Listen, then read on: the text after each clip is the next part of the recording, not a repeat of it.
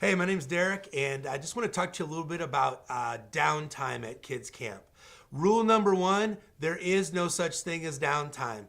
When I say downtime, what I mean is sometimes you'll go to lunch with your kids, and then the next activity doesn't start for like 30 minutes, and so you've got this little half-hour gap from when your kids are done eating to when it's time to go to your activity. That's downtime.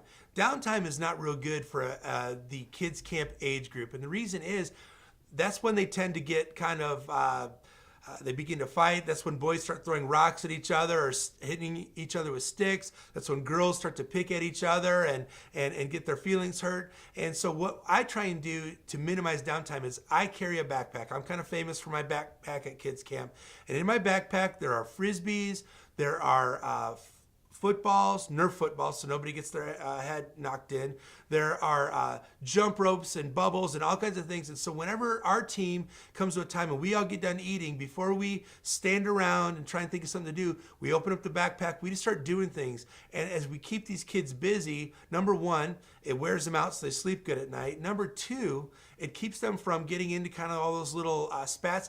And number three, it really combats homesickness. I've been around summer camp for decades now, and the number one thing that causes kids to get homesick, especially these younger kids, is downtime. When they get bored, when there's not something for them to do, they start to think about, I wish I was home, I wish I was doing this.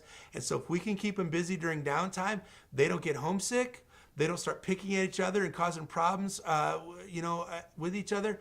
And it keeps them busy, keeps them occupied, and keeps them moving so that when you need them to settle down and everything, that they can do that because they've been burning off some of that energy. So remember, no downtime. Bring some kind of a backpack with you. Throw some fun things that there are for kids to do.